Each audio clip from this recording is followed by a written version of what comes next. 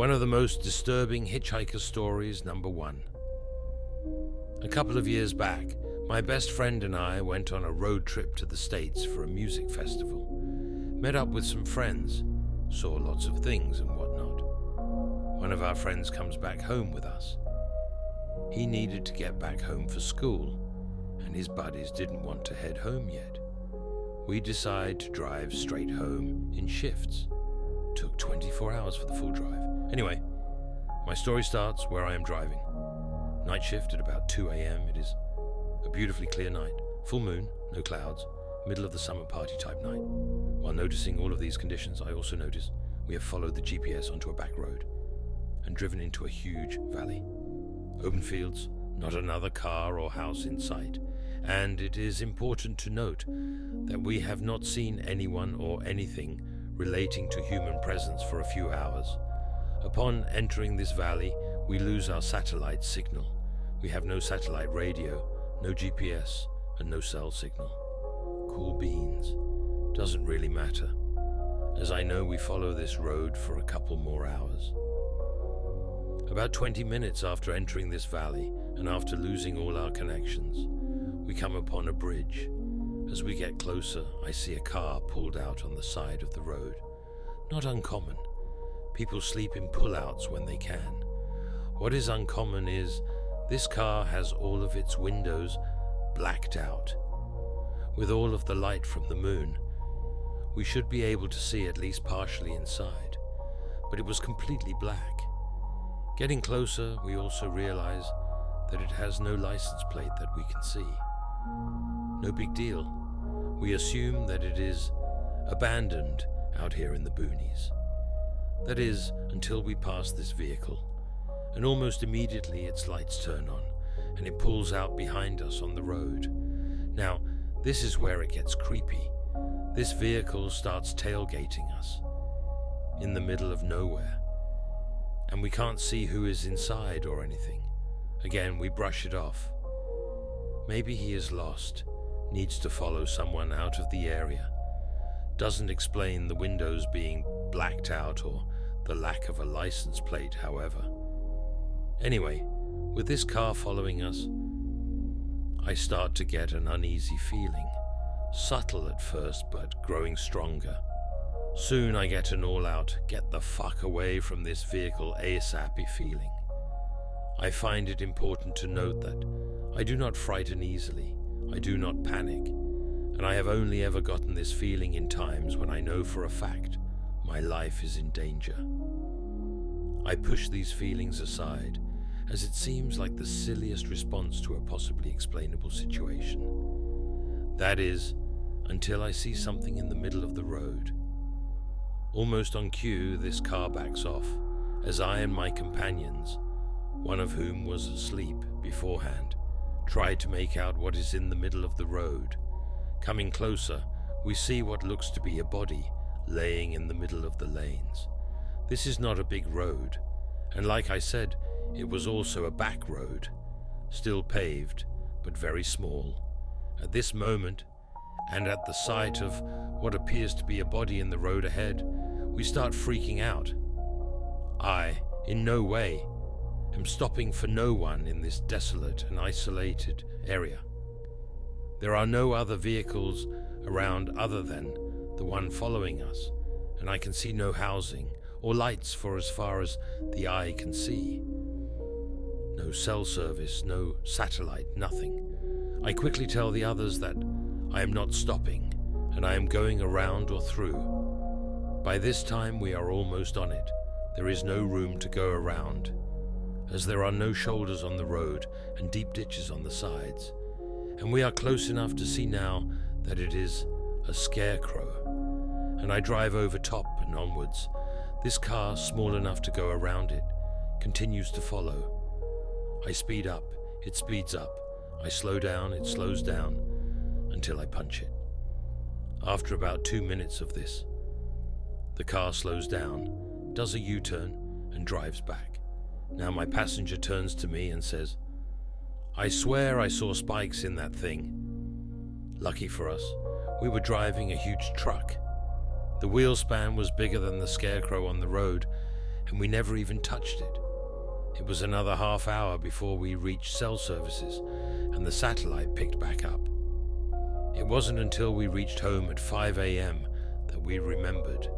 During this time, there had been a couple of missing people reported in our province, ones who were on vacation and driving home from the States who never made it home or were ever found. I and my passengers fully believe that we escaped some crazy Wolf Creek type of death for ourselves.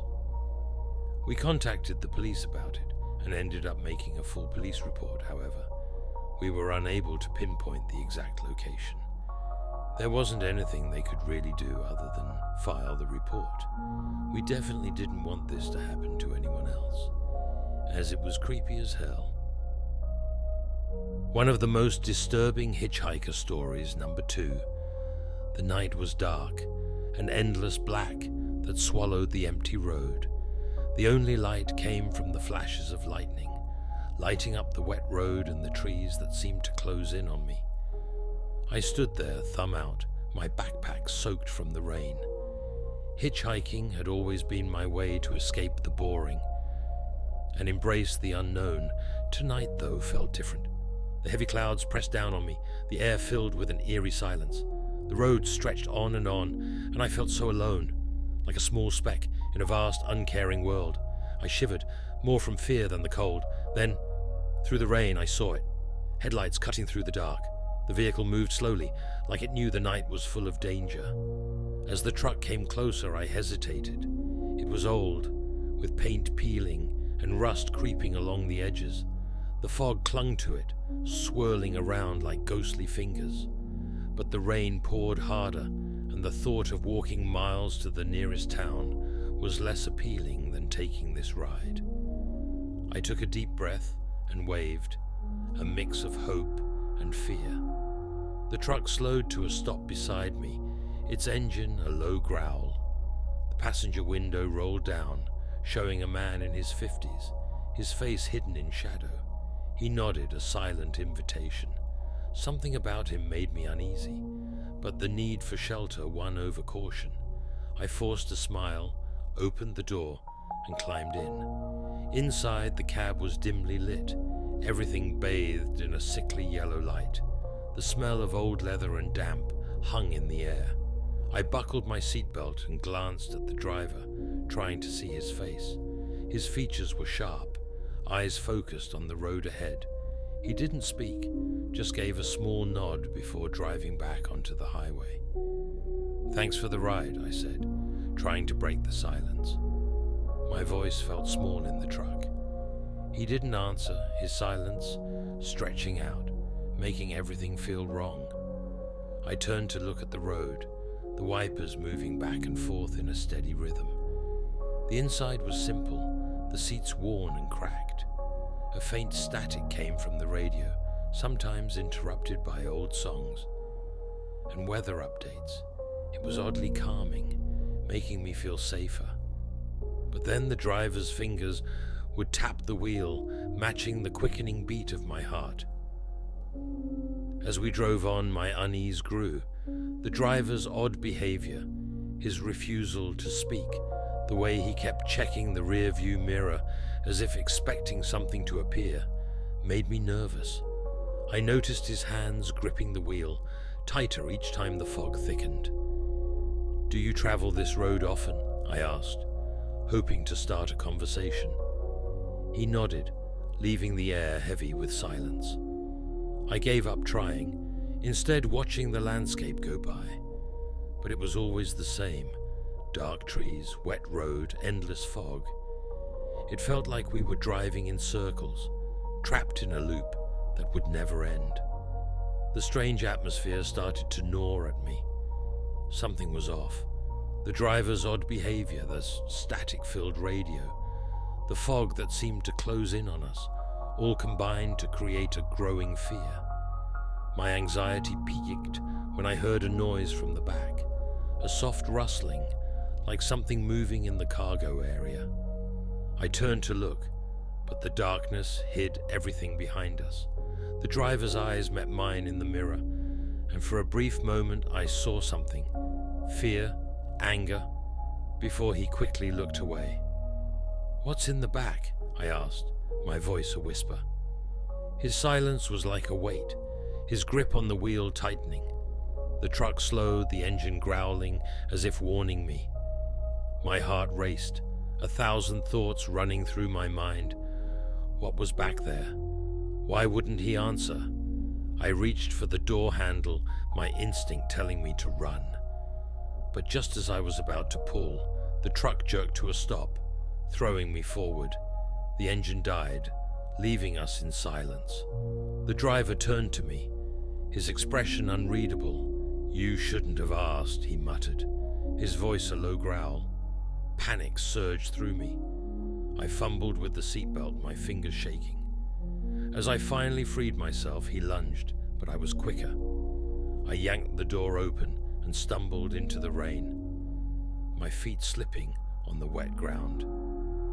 I ran, the darkness closing in, the sound of the driver's footsteps behind me. My heart pounded in my chest, every muscle screaming for me to keep going.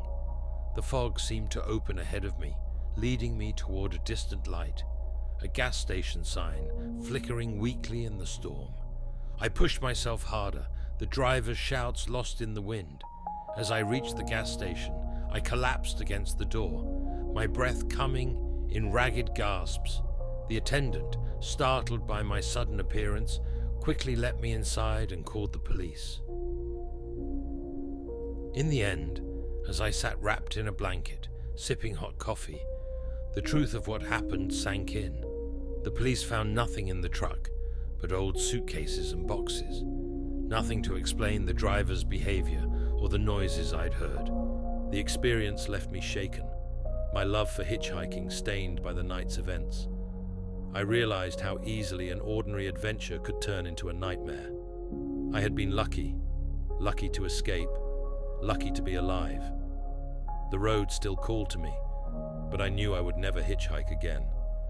That one ride had changed everything, a haunting reminder of the thin line between adventure and danger. As I watched the rain continue to fall outside, I couldn't help but wonder what other secrets the night held and how close I had come to never seeing the dawn again. One of the most disturbing hitchhiker stories. Number 3.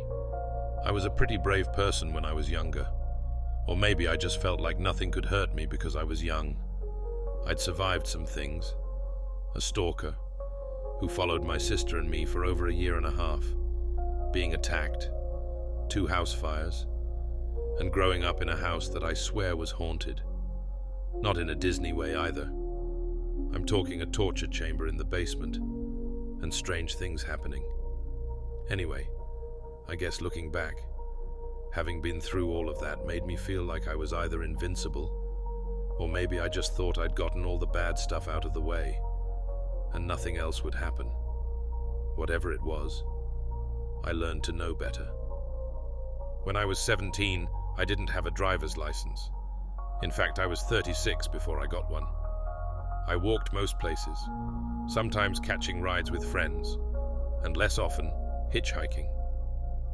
The night I'm talking about was one of those rare times when I decided to hitchhike, having worked late and being too tired to walk. Now, most of the time when I hitched a ride, I wouldn't get in the car with a man who was alone. Only women, or rarely, men with a wife or girlfriend and/or kids in the car. This night, though, cars were few and far between, and it was cold. And really, if I'm being honest, when he pulled over, I took a good look and figured I could take him if he tried anything. He was on the skinny side, and had a strange frailness about him, even though he looked healthy enough. I got into the car after we agreed on a destination. We exchanged names, and I warmed my fingers in front of the heating vent. He spoke quietly, asking a few questions like if I was a local, and how I liked living there. He said he'd only been there a couple of months, but found it beautiful and hoped he could find happiness there. That comment seemed a little odd, but I brushed it off. It began to snow, and the road quickly got slippery. so he slowed down and kept his eyes straight out the windshield, driving silently. I was okay with that, as small talk was never my thing. About 10 minutes later, I noticed a car near the intersection we were coming to seemed to be sliding, so I said, "Watch out!" He immediately hit the gas, shooting through the intersection, and burst out with, "Don't ever scream at me!" I was shocked. I said, "Look, this is close enough. Just pull over here and I can get there." He didn't seem to hear me. Richard? Did you hear me? I said you can pull over here and let me out." No response. He just stared straight ahead, driving faster now than he had been since it started snowing. To say I was scared doesn't seem to cover how deep the fear that started to rise in me was. I didn't know if I should stay quiet or speak, but I was sure not going to yell after his outburst. After about a mile, he began to mumble under his breath. I couldn't quite make out what he was saying, but I thought he was speaking to me. So I said, I couldn't hear you." He began to speak, quietly and quickly, saying things like, "You're always yelling at me. I've told you time and again I don't like being yelled at. But do you listen? No. Well, I'm done listening to you now. Do you hear that?" I was completely lost. I didn't know what to say in response, or if I should say anything at all. I thought about just jumping out of the car, but dropped that idea when I realized the door lock was missing. There was just a silver-lined hole where it should have been. I started to cry and debate with myself about causing an accident by grabbing the wheel and hoping for the best. At least I figured there was a chance I'd survive that. When he suddenly looked at me for the first time since I got into the car, he blinked several times, quickly, then slowed the car, pulling into a gas station. I waited to see if he'd unlock the doors, not wanting to say anything to set him off again.